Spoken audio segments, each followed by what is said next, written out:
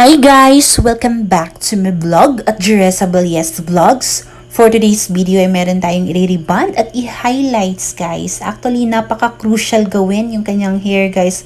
Kasi nga sobrang dry yung dulo. And then, ayan, nag-apply na kami ng gamot sa kanyang hair guys ng number 1. So, hindi namin nilagay sa scalp yung number 1 dahil bawal na bawal po yan ilagay yung number 1 sa scalp. And then, look at that. Ito na nga yung finish natin na. Plinansya na natin yan, guys. So, 160, 180 yung gamit nating iron dyan. At 3 oras namin yung plinansya. Sobrang tagal, no? So, then, after that, ay nag-highlights na po kami. So, diretso na po ako highlights. Actually, yung techniques na to, this is my techniques, this is my ideas. Kung meron kayong mga techniques dyan, so nasa sa inyo na lang po yan. Actually naman talaga ay ito na talagang nakasanayan ko at ito yung pinaka best way at pinaka madaling gawin. Kasi kapag nagre-rebond ka, tapos after that magna number 2 ka, tapos mag-highlight. So this is my techniques. Ito ay isang traditional highlights na ginagawa natin. Actually, matagal na to guys. Ilang taon na rin tong ginagawa ever since ilang taon na yung mga nakalipas. So, andito pa rin ginagawa ko pa rin siya guys. Although merong mga highlights na nagamitan ng foam sheets, ng foils. Pero this is the way na parang easy siya para sa akin. Pero depende naman kasi yan guys kung magamit ako ng foils kapag yung hair ay virgin hair. Kapag hindi na virgin hair or may kulay na. So, yan yung ginagawa ko. Nag-highlights ako gamit yung highlighting cups. Depende kayo, kasi yan sa status ng hair ko, yan yung gagawin mo guys. Kung magpa-foil ka ba, kung mag-highlighting cup ka ba, dahil nasa status yan guys. At syempre sa dimensional na gagawin mo sa highlights ni client guys. Nakadepende talaga yan guys kung ano yung look na magiging resulta sa hair ni client.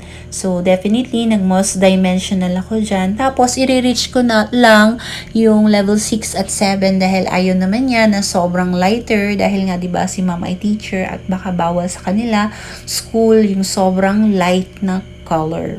So, this is it. So, yan na nga. Nahatapos na nga natin. Tusok-tusok yung mga hair na maliliit ni Madam. So, yan na. Mag-a-apply na tayo niyan ng bleaching. Tapos, magmi-mix tayo ng bleaching. Tapos, oxidizing. So, sobra talagang makote gawin, no? So, ganyan talaga, guys. Kahirap, guys. So, ayan na nga, guys. Nag-mix na tayo dyan ng bleaching. Kaya, dinagdagan ko pa yung oxidizing ko kasi kulang siya. So, I need to put oxidizing kasi medyo pa siya, matuyo siya guys. So, naglagay na rin tayo ng balancer. So, yun na po yung naging. So, 6% lang din. Yung kumari, gumamit kayo ng 3% or 6% para dahil nga, di ba, rebonded. Tapos, yun, napaka-crucial pa ng buhok niya. So, malalaman nyo rin yan dyan, yung magiging resulta ng hair ni Madam. Then, after that, nag-apply na nga tayo ng bleaching sa hair ni Madam guys.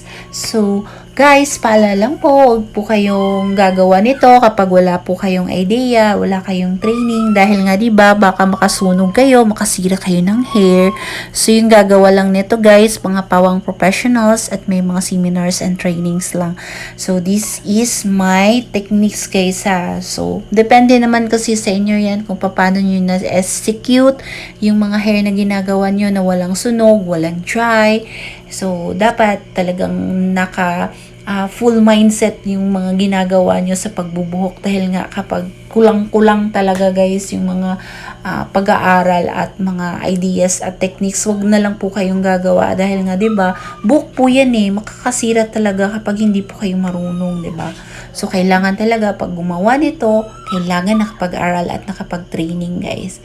So yun na nga guys, nagbabad na kami dyan ng 25 to 30 minutes lang yung babad namin. Although sabi ko kanina level 6, 7 lang yung i-reach natin na highlights sa kanyang hair dahil gusto niya talaga merong highlights. Then after that, ayan na po, nag-apply na tayo ng color, then Brazilian na po yan. So binabad lang natin yung kulay ng 30 to 40 minutes. So, after that ay binalawan at naglagay na nga tayo ng Brazilian.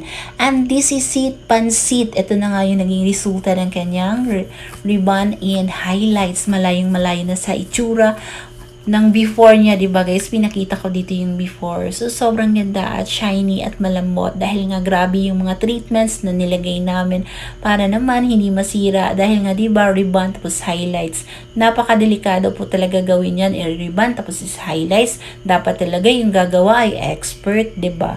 So yun na po yung naging resulta ng kanyang hair. Sobrang ganda nga naman talaga. At syempre, 'di ba sa mga product natin na nilalagay like balancers, yung mga treatment na ginagamit natin. So, yun na po yung naging resulta.